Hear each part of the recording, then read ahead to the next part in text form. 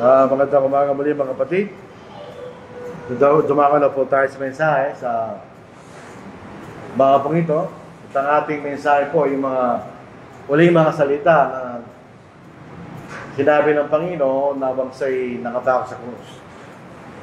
Minsan makita natin magandang pag-aralan yung mga sinabi ng Panginoon habang siya'y nakatako sa krus.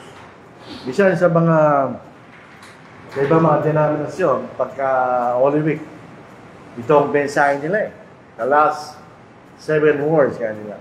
Pero sa ating pong mensahe, gusto lang natin makita yung mga sinabi ng Panginoon at makikita natin, meron silang significance sa atin mga kapatid. Yung mga bagay na sinabi ng ating Panginoon sa krus, kung ating titingnan at suriin natin mabuti. Unang-una sinabi ng Panginoon, Father, forgive them, for they do not know what they do. Sa Tagalog, patawarin mo sila, Ama, sapagkat hindi na nalalaman na kailang ginagawa. Usually, pag nagkakasala tayo, talagang hindi natin alam ating ginagawa. Otherwise, hindi natin gagawin yun. Ang maganda makita na ang pinakikita nito, itong mga taong ito, na kailang sabihin kay Pontius Pilate, na ipako sa krus ng ating Panginoon. Ito'y ginawa nila sa kailang sariling kalooban.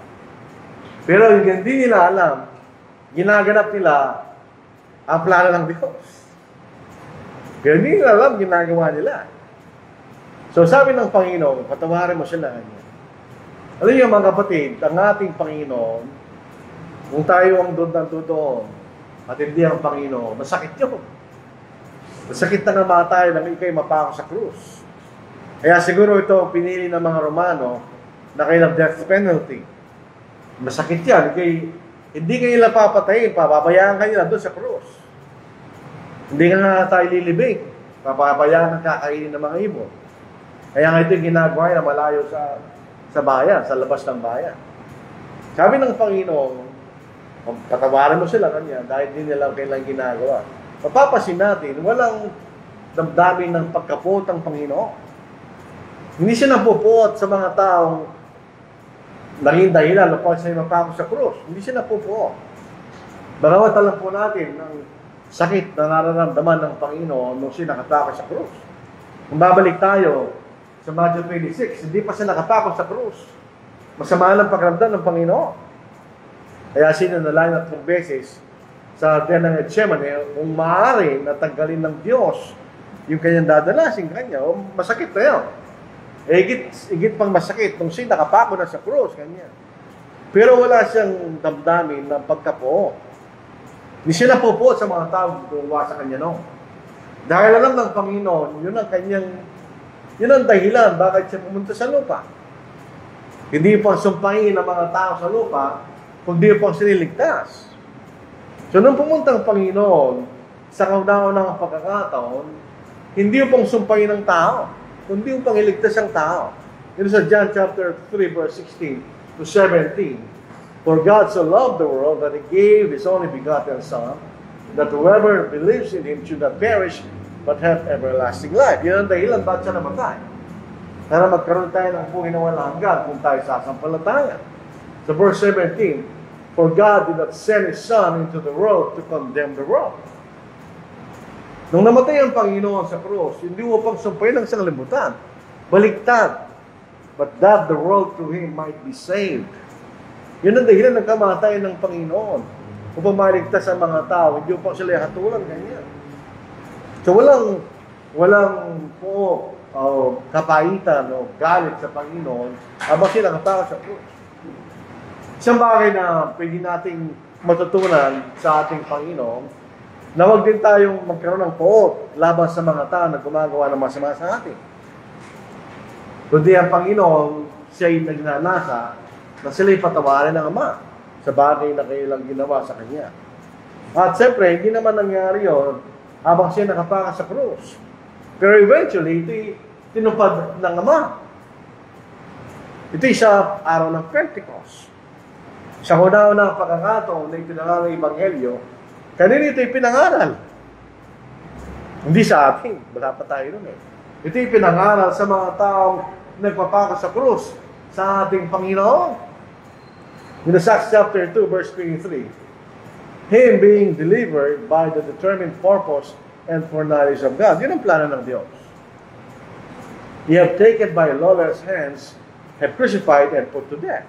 Sino yung kausap ng mga apostol sa araw ng Pentecost? Yung mga taong nagpapako sa krus sa ating Panginoon. At sa maraming salita, pinatunayan ng mga apostol na siya ang Kristo. Yung inihula sa Old Testament, yung sinabi kay Haring David. Sa verse 26, therefore let all the house of Israel know assuredly that God has made this Jesus, whom you crucified, both Lord and Christ. So sinabi ng mga sa pahunan ng Apostle Peter, nagkamali kayo kanya. Ang pinako niya sa krus, yan ang iniintay yung Kristo kanya. At siya ginawang Panginoon ng Diyos. So in other words, sila nagkasala. Pinatunayan ng Apostle Peter, sila nagkasala. Pero binigyan sila ng paraan. Tulad ng ating pinag-aaral sa aklat ng mga Romano, binigyan sila ng paraan para makatakas sila doon sa pagkakasalang yung kanya. When they heard this, they were cut to the heart. Ito ang puso ng isang taong merong sinseridad sa kanyang kasalanan. Nararamdaman niya ang guilt ng kasalanan niya. Hindi siya natatapos noon. I said to Peter and the rest of the apostles, men and brethren, what shall we do? Anong gagawin namin kanya? Para mapatawad kami sa kasalanan ito. Then Peter said to them, repent, and let every one of you be baptized in the name of Jesus Christ for the remission of sin, and you shall receive the gift of the Holy Spirit. So, kaya na sila pinatawad ng Ama noong sa araw ng Pentecost. Nung sila'y sumunod sa ebanghelyo ng ating Panginoon, nung sila'y sumampalataya, sila nagsisi, at sila nagpabautismo sa pangalan ng Panginoon, sila'y pinatawad ng Ama. Tinupad ng Ama ang sinabi ng Panginoon, napatawarin niyo sila kanya. Sapagkat hindi nila alam kung kailang ginagawa. Dito alam na nila. Alam na nila sila nagkamali. Di ba? Gusto nilang mapatawad, maalis sa kailang pagkakamali. So sila pinatawad ng Diyos. Pagkaroon ng 40 araw, pagkamatay ng Panginoon, pinatawad sila ng Diyos. Meron siyang kasamang dalawang masamang tao sa krus eh. Isa sa kaliwa, isa sa kanan.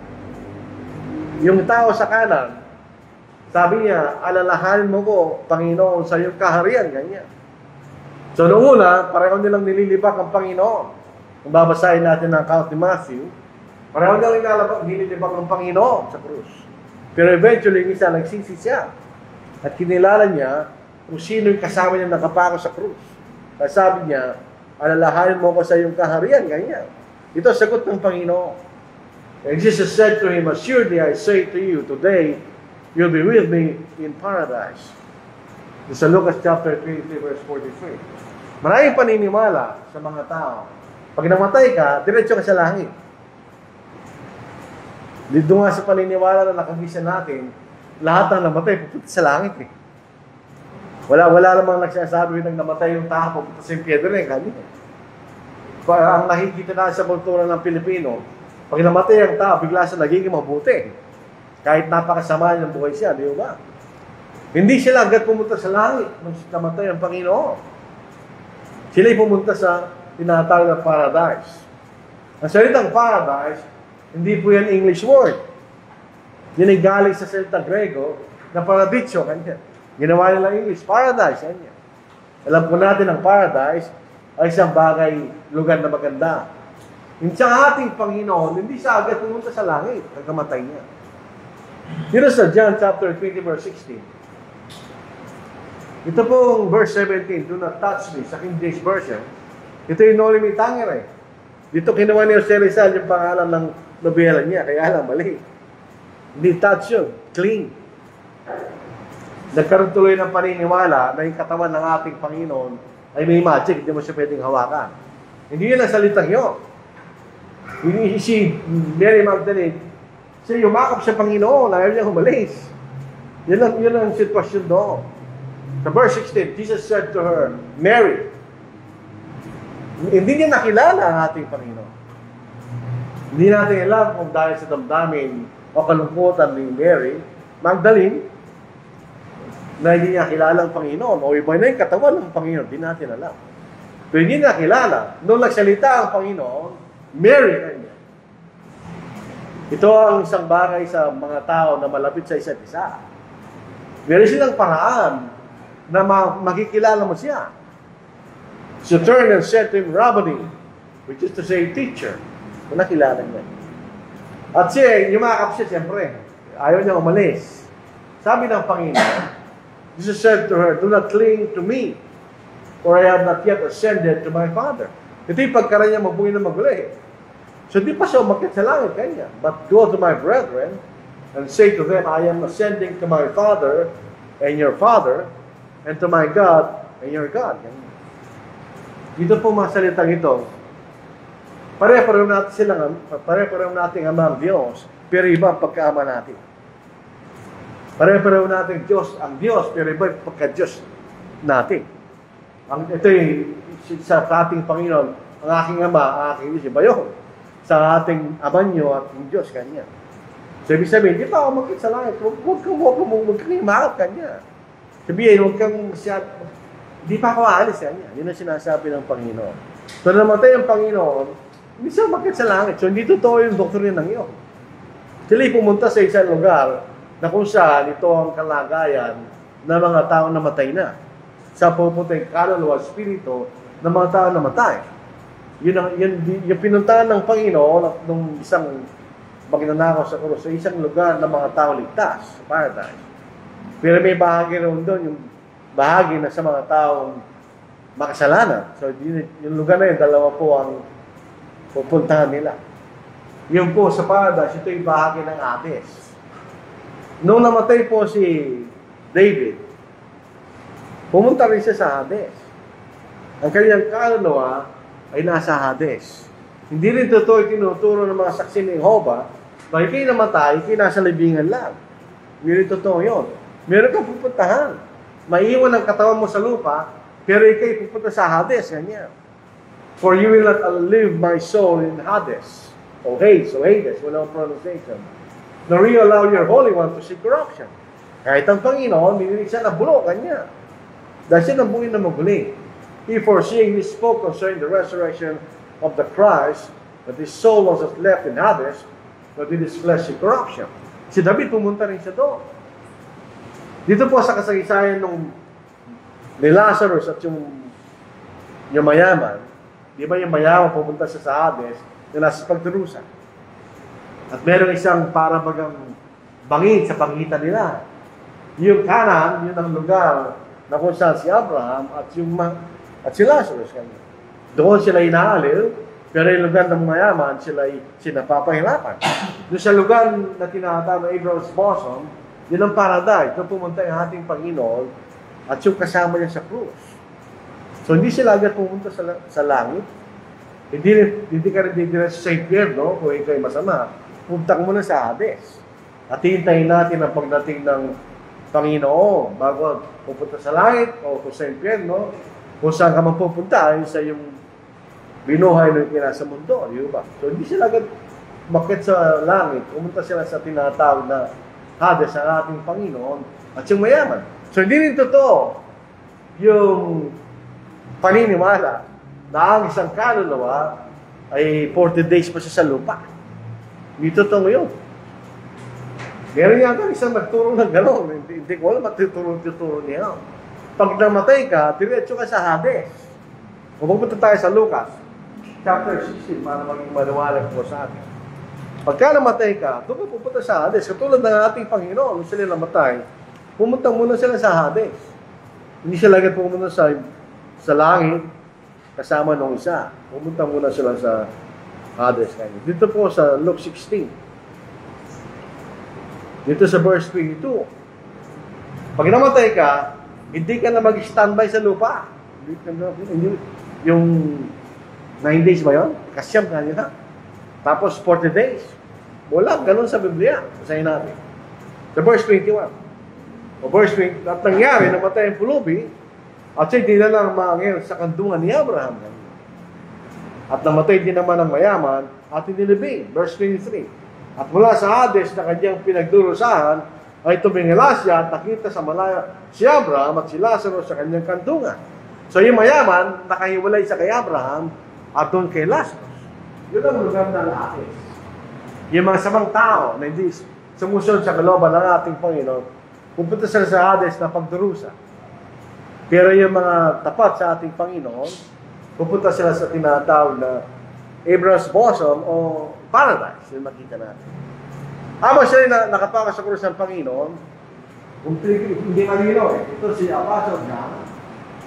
Ito yung nanay ng ating Panginoon. Ito ang ating Panginoon. Ito si Apostle John, na pinakamalapit sa Panginoon, at si Maria, na ina ng ating Panginoon. Ito ang tawag niya, woman. Behold your son. At sabi niya kay Apostle John, behold your mother.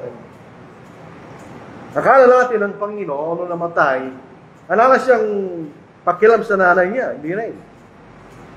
Bagamat nung namatay ang Panginoon, umakyat siya sa langit, at nagbalik siya sa kalagayan niya na pagiging Diyos, hindi na niya ina si Maria. Bakit mami, ina lang niya si Maria ayon sa laman. Kaya tawag niya, woman kanya. Kung siya nagsasalita, hindi bilang tao. Siya nagsasalita bilang Diyos. Babae kanya.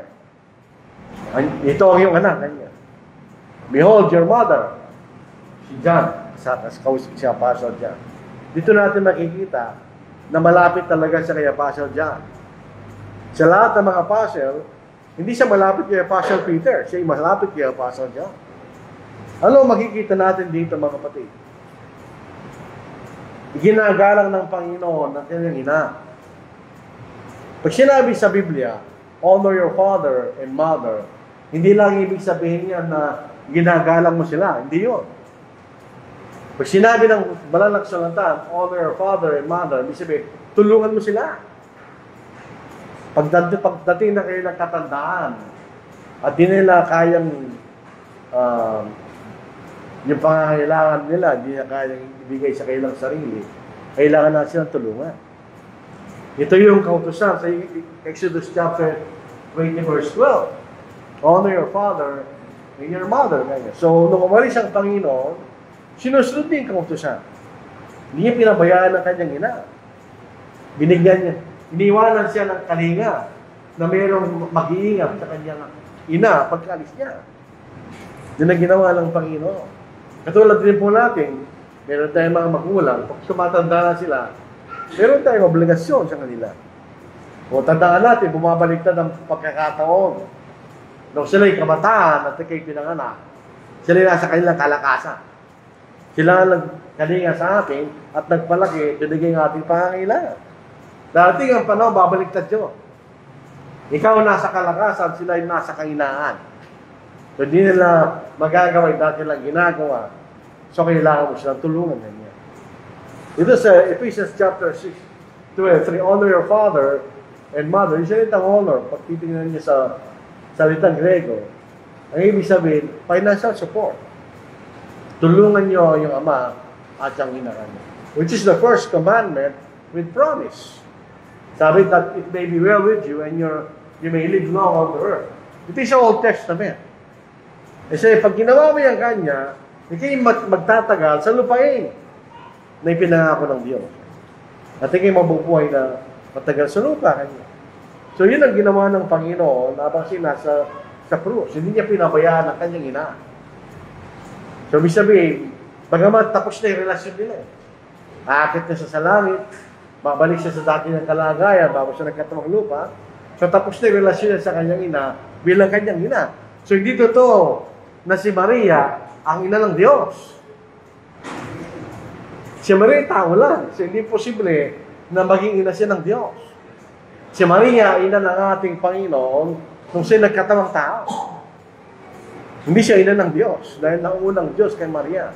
Pero sa Lucas chapter 1, si Maria, katulad natin, kinikilala niya ang Diyos bilang kanyang tagapagligtas. Basahin po natin na po, di po nakakamali. The verse 46. Sinabi ni Maria, dinadakila ng aking kaluluwa ang Panginoon. Ganyan. At nagagalak ang aking Espiritu sa Diyos na aking tagapagligtas. Para sa naging ina ng Diyos. Siya ina ng ating Panginoon nung siya nagkatawang tao. Pero hindi siya ina ng Diyos. So yung ipinapanalangin natin noon, Holy Mary, Mother of God, hindi totoo yun. Blasphemy yun, mga kapatid. Si Maria ay nilalang ng Diyos upang maging ina ng ating Panginoon nasa lupa. So tignan po niyo ang halimbawa ng ating Panginoon. Siya nagbigay ng kautusan na yun eh. Pero siya ginagawa rin niya yung kautusan. Siya lamang ang tao na kasunod sa kabuuan ng kautusan ng Moises. So hindi niya pinabayaan ang kanyang ina kahit po sa bandang huli siya alis na at babalik na po siya sa langit. At ang pagmamahal ni Jesus sa kanyang ina ay katulad ng pagmamahal niya sa lahat ng mga banal. Tingnan po na sa Mark chapter 3 verse 31 hanggang verse 35. Then his brothers and his mother came. So paano naging birhen si Maria? Meron siyang kapatid ng ating Panginoon sa laman. Siya birhen nung ipinanganak niya ang ating Panginoon dahil wala siya nakilalang lalaki. Kaya pagkapanganak niya sa ating Panginoon, meron siyang asawa, si Jose. At sinipingan ni Jose, si Maria. Nagkaroon sila ng mga anak. At meron siya kapatid, then his brothers and his mother came. And standing outside, they sent to him, calling him. And a multitude was sitting around him, and they said to him, "Look, your mother and your brothers are outside seeking you." Alam niyo ang palusot ng iba?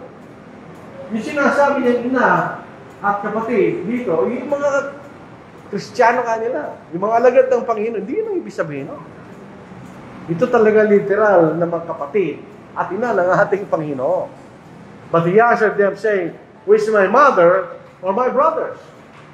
And he looked around in a circle of those who sat about him and said, "Here are my mother and my brothers, for whoever does the will of God is my brother and my sister and mother." Dalawang klase yun. Meron siyang literal na ina at kapatid. Kung paano ang pagmamahal niya sa kanyang ina at kapatid, ganyan. Ganon din ang pagmamahal niya sa mga Kristiyano. Kasi pareho ang kahalagaan natin sa ating Panginoon. So kung anong pagmamahal ng ating Panginoon sa kanyang ina at sa kanyang mga kapatid, ganoon din sa atin. Pagmamalasakit ng Panginoon bilang ating tagapagligtas. So, tingnan po yun sa 1 Peter chapter 5. Makikita natin dito, siya lamang ang ating maasahan. Kahit sa pinakamalapit nating relasyon sa lupa, ang Diyos pa rin, ang ating Panginoon, siya ang ating maasahan. Basahin natin. So, sabi niya, ang ating mga, sa verse 7, ilagak ninyo sa kanyang lahat ng inyong kamalusahan sapagkat siya nagmamalasakit sa inyo. Siya lamang gano'n, siya tunay na nagmamalasakit sa atin. Ito po ang pinaka-controversial. Eli, lama, sabachthani. Ito po mga salitang ito, hindi po ito Hebreo. Ito yung Aramaic. Matthew 27 verse 46. May marami nagtatanong, bakit siya pinabayaan ng Diyos kanya? Alam niyo, hindi siya pinabayaan ng Diyos. Ito po isang hula, ito'y kabahagi ng hula na makikita natin sa Old Testament patungkol sa kanyang pagkapako sa krus. Yung kabahagi yun, bahagi lang yung sinasabi ng Panginoon. Yung babasahin natin ng kabuuan nun, nandun lahat ang nangyari nung napako sa krus ng ating Panginoon.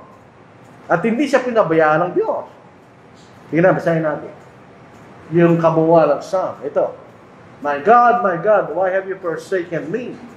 Why are you so far from helping me? Sino mang tao, kahit tayo, mga kapatid, pagka tayo ay napunta sa kalagayan na yun ang sinasabi natin. Bakit mo pinabayaan ng Diyos? Yun ang isang impulse ng isang tao na malapit sa Diyos. Na para ba nga siya pinabayaan? May tuloy natin. And from the words of my groaning, my God, I cry in the daytime, but you do not hear.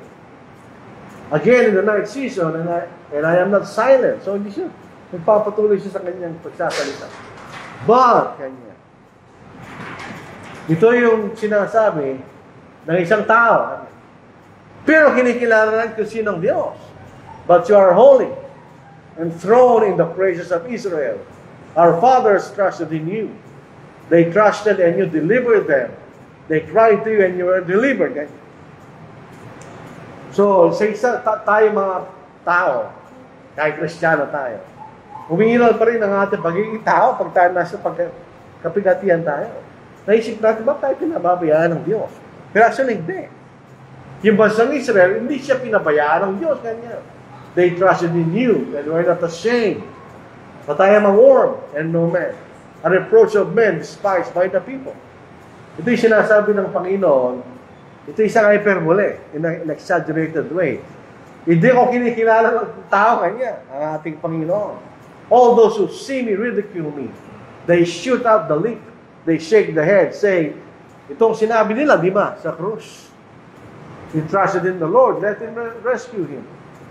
Let Him deliver him since He delights in him. Babasahin ni Matthew, sinabi ng mga tao yan, habang sila'y dumadaan. But you are He who took me out of the womb. You made me trust while on my mother's breast. I was cast upon you from birth. From my mother's womb, you have been my God. Tuloy mo na. Mahaba kasi ito. Be not far from me, for trouble is near, or there is none to help. Many bulls have surrounded me. Strongholds of Bashan have encircled me. They gape at me with their mouths. Like a raging and roaring lion, I am poured out like water, and all my bones are out of joint. My heart is like wax, it has melted within me. My strength is dried up like potsherd, and my tongue clings to my jaws. You have brought me to the dust of death, for dogs have surrounded me. The congregation of the wicked has enclosed me. They pierce my hands and my feet, can count all my bones. They look stare at me. They divide my garments among them. Ito yung nangyari siya nakatawa sa krus. For my clothing they cast lots. But you, O Lord, do not be far from me.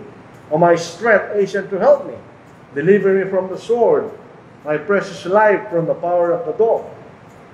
Tuloy pa natin. Mahaba po ito. Save me from the lion's mouth and from the horns of the wild oxen. You have answered me. So you have answered me. I will declare your name to my brethren. In the midst of the assembly, I will praise you.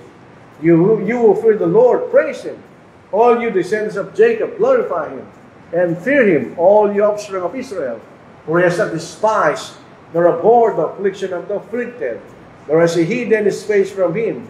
But when he cried to Him, He heard. My praise shall be of you in the great assembly. I will pay my vows before those who fear Him. The poor shall eat and be satisfied. Those who seek Him will praise the Lord. Let your heart live forever. All the ends of the world shall remember and turn to the Lord. And all the families of the nations shall worship before you. For the kingdom is the Lord's, and rules over the nations. All the prosperous of the earth shall eat and worship. All those who go down to the dust shall bow before Him. Even he who cannot keep himself alive, a posterity shall serve him. It will be recounted of the Lord to the next generation. They will come and declare His righteousness to a people who will be born that He has done this. Hindi siya pinabayaan ng Diyos. Sabihin yung mga bagay na ginawa ng Panginoon ay para sa kaligtasan ng tao kanya. So siya nagsasalita bilang tao na nasa gitna ng paghihirap. Katulad ng Psalm 22 kanya. So ito, kung dito yung narinig ng mga Hudyo at alam nila Psalm 22, dapat kinilala nila ang ating Panginoon kung sino siya. Kapag katinupad niya yung sinasabi doon sa Psalm 22, yung ba? Ito yung hula na kanyang pagkapako sa cross. So yun na sinabi niya, hindi actually sa pinabihan ng Diyos. Dapat naniwala sila eh. Ito yung tumulong sa kanila para paniwalaan nila na yung nakapako sa krus ay ang ating Panginoon. Yan ang Kristo na ipinako nila sa krus. Susunod na salita ng Panginoon habang siya nakapako, I thirst, ganyan. Bakit siya nauhaw? Kasi natin siya nakapako sa krus. Bago siya pinako sa krus, siya po ay pinagpapalunan ng pamalo ng mga Hudyo. Yung pamalo ng mga Hudyo, meron siyang mga parang tali. At sa dulo ng tali ay matitigas sa bagay. Pag ikay pinalo doon, unang mababakbak yung balat mo. Pangalang palo, lalabas yung laman mo. Pangatlong palo, yung buto mo. So, ibig sabihin, dumudugo ang Panginoon. Bago pa siya napako sa krus. Tingnan natin. So, John chapter 19, verse 1. So then Pilate took Jesus and scourged him. And the soldier twisted the crown of thorns and put it on his head. So, siya pinagpapalo na nung matalas na pamalo na yun. Bago pa siya napako sa krus. And they put on him a purple robe. Then they said, "Hail, King of the Jews!" And they struck him with their hands. Pilate, they went out again and said to them, "Behold, I am bringing him out to you that you may know that I find no fault in him."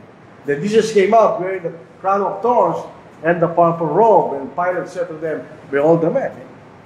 So bago pa pinapasok ang ating Panginoon, marami ng liquid ang lumabas sa ating Panginoon. Kaya siya'y nauuhaw habang siya nakatao sa krus.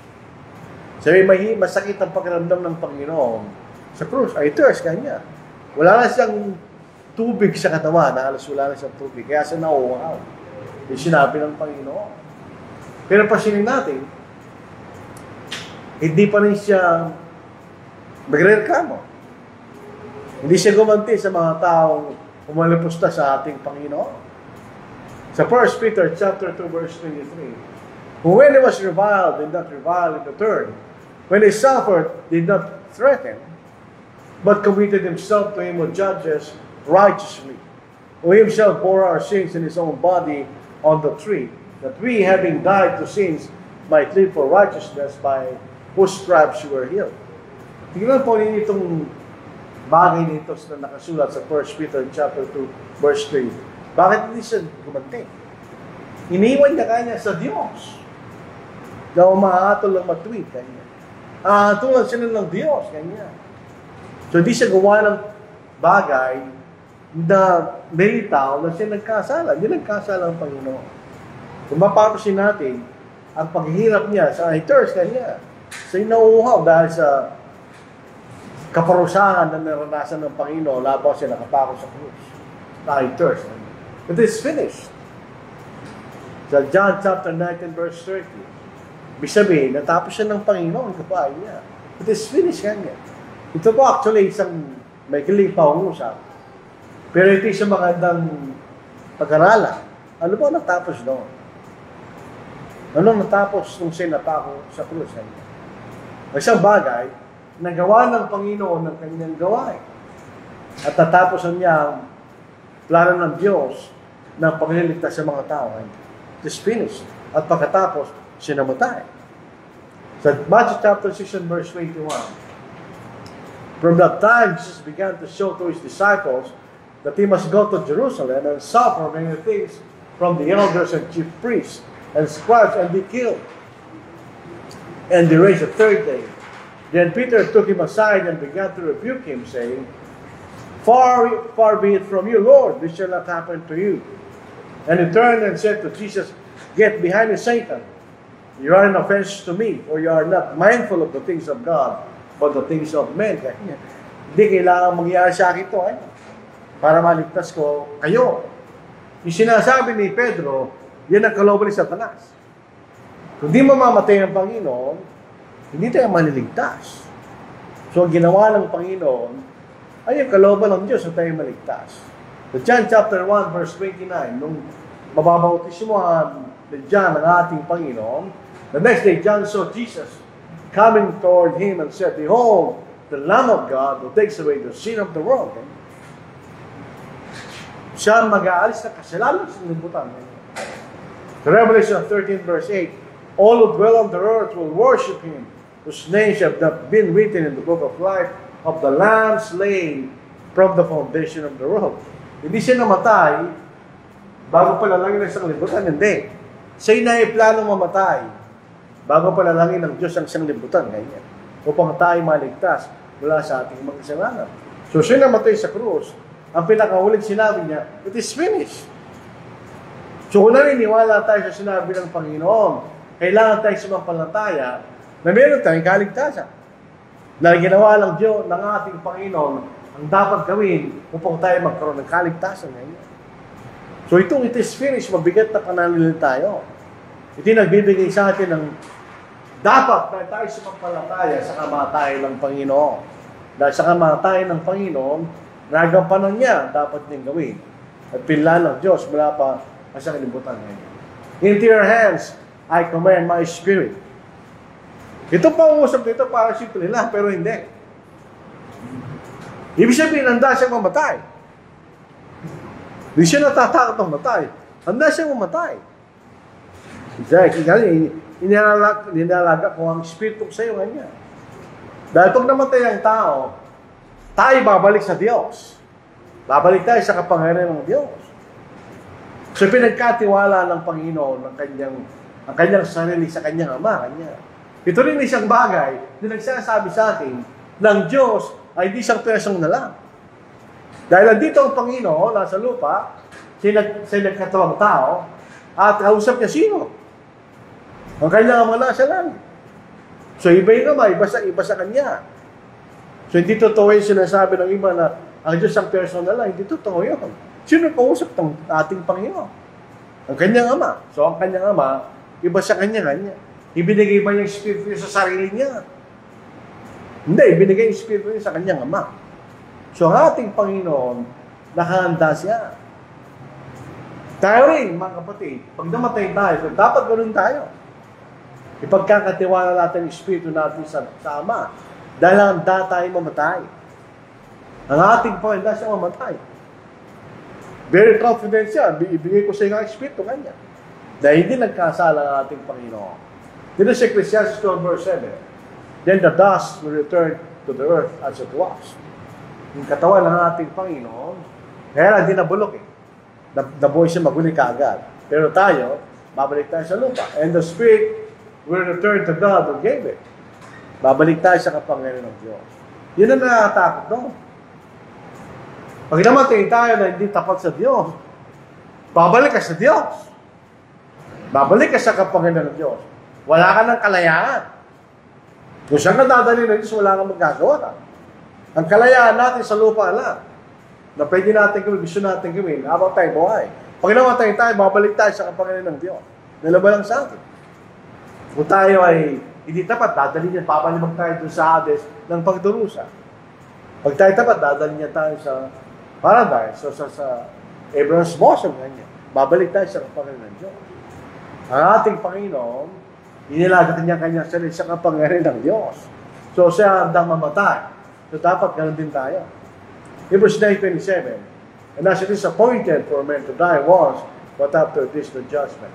Pag namatay ang isang tao na hindi Kristiyano, hindi ganoon sasabihin niya. Nakita ko yung lolo ko namatay.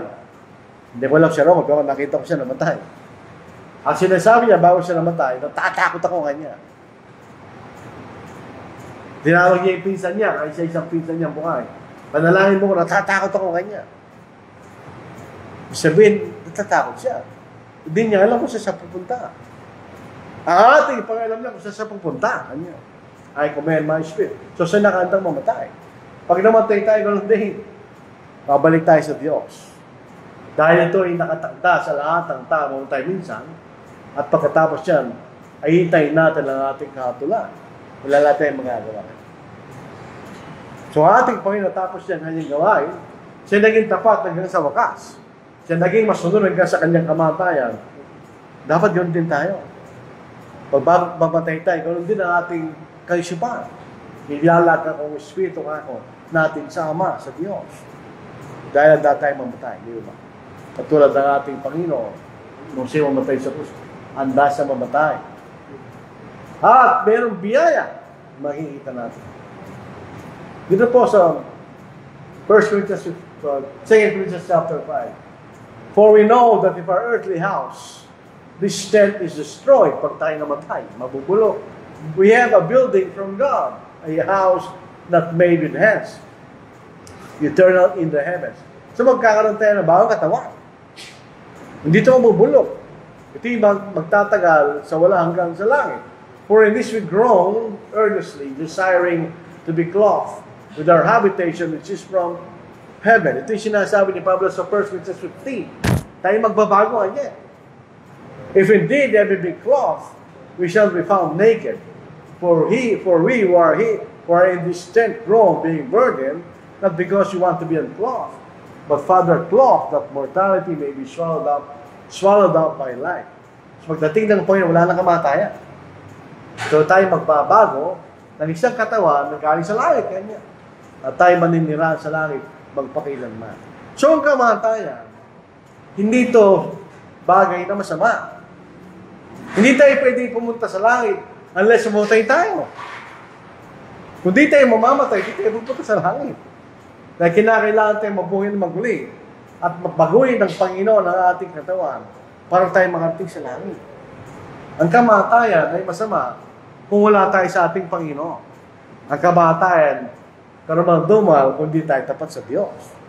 Pero katulad ng Panginoon, na tapat sa Kanyang Ama, walang problema yun, di ba? Lilipat ka lang. Lilipat ka sa lupa, pansamantala, dadalhin ka sa Hades. Until finally, pagdating ng Panginoon, dadalhin tayo sa langit. Magpakilanman. So, pasinin po natin habang nakapangok sa krus ng ating Panginoon. Wala tayong makitang masamang bagay sa ating Panginoon. Lahat ng mga bagay na sinabi ng Panginoon ay totoo. At ito'y mabuti. Kaya kung titignan natin ang mga bagay na sinalita ng Panginoon habang siya nakatao sa krus, marami tayong bagay na matututunan. Para siya partial po. Hindi niya tinuturing na masama kapag siya pinag-uusig sa Panginoon. Ganyan. To live is Christ, to die is gain. Ganyan. Ganun ang ating Panginoon. Yung nabuhay ang Panginoon, siya'y nabuhay na pagsunod sa Kanyang Ama. At nang siya'y namatay, ay pakinabang hindi lang sa Kanya, para sa atin lahat. Dahil namatay siya para sa atin, para sa kapatawaran ng ating mga kasalanan. Now, He was preparing us for this very thing is God. Also has given us the Spirit as a guarantee. So we are always confident, knowing that while we are at home in the body, we are absent from the Lord. Kaya kailangan tayong mamatay. Dahil pag tayo nasa ating katawan, di pa natin kasama ang Panginoon. For we walk by faith and not by sight. And we are confident, yes, well pleased, rather to be absent from the body and to be present with the Lord. Ibig sabihin, mabuting mamatay na tayo, makasama natin ang Panginoon. Ganyan. Dahil pag nandito tayo sa ating katawan, we are absent from the Lord. Hindi natin siya pwede makasama. Kailangan tayong mamatay para makasama natin ng Panginoon. So ang kamatayan, din actually masama kung tayo nasa ating Panginoon. So bilang panghuli, simple lang. Pwede nating pagbulay-bulayan ang kamatayan ng ating Panginoon at yung mga kahirapan na dapat niyang tiisin. Dapat natin maalala ko lagi yun. Dahil kung hindi tayo namalagaw sa ating pananampalataya, sabi ni Apostle Peter, for he will lack distinct, yung paglago sa pananampalataya, is short-sighted. Ako po physically, short-sighted ako. Ang nakikita ko lang malapit. Kasi nasanay magbasa, kaya ang aking utang, nasanay sa malapit. Kailangan magsalamin para makita sa malayo. Even the blindness. Blood, kanya. Di mo alam kung anong mahalaga. And has forgotten that he was cleansed from his own sins. Nakalimutan niya ang ating Panginoon na naglinis sa kanyang mga kasalanan. Wala tayong lumago. Nakikita natin ang kamatayan ng Panginoon, naalala natin ang mga paghihirap na kailangan tiisin. Para malaman natin na sino matay para sa atin. At kinakailangan tayo mapuhay yung tapat ayon sa kanyang kalooban. At siya'y tapat hanggang sa wakas. From the start to the end. Ang ating Panginoon ay tapat sa Diyos. To the very end. Kanya. This is Philippians chapter 2 verse 8. And being found in appearance as a man, he humbled himself. Siya nagpakababa. Isipin niya, Diyos ay katawang tao. And became obedient to the point of death, even the death of the cross. So yun ang katapatan ng ating Panginoon, kahit kailangan sa mamatay sa krus, siya pa rin ay sumunod sa kanyang amahan. So kayo rin tayo. We should be obedient to the point of death hanggang sa ating kamatayan. Katulad ng ating Panginoon. So ito po ang ating mensahe sa makikita mga kapatid. Sana maalala natin ang kamatayan ng Panginoon. Katulad ng ginawa natin kanina, habang kinakain natin ng Lord's Supper, yun ang ating inaalala. Itong itsura ng ating Panginoon. Imagine po natin ang itsura ng ating Panginoon habang siya nakatakot sa krus. Kung kaya nating tiisin na makita ang Panginoon sa kalagayan niya, tayo di natin matiis ang mahal natin sa buhay na naghihirap, di natin matiis yun. Kaya sabi natin, kung anak mo mamamatay, ako na lang sana. Ha? Hindi na natin kaya tiisin yun kung nakita natin personally. Nakikita na lang natin na sa pananampalataya na ipinag sa atin sa Biblia. Pero kung nakita natin yan personally, hindi natin matitiis yan. Kung tayo sumasampalataya sa ating Panginoon. Kung hindi natin matitiis yan, kailangan tayo maging katulad niya at maging tapat hanggang sa kamatayan natin. Dahil di natin matitiis makita yun. Itong kahihiyan na dinanas sa ating Panginoon. Siya namatay kasama ng mga makasalanan. Ganyan. Na hindi naman karapat-dapat para sa ating Panginoon. So, bigay na po natin kay Brother Matthew ang panguna po sa pagpapaawit at para po sa ating abuluyan.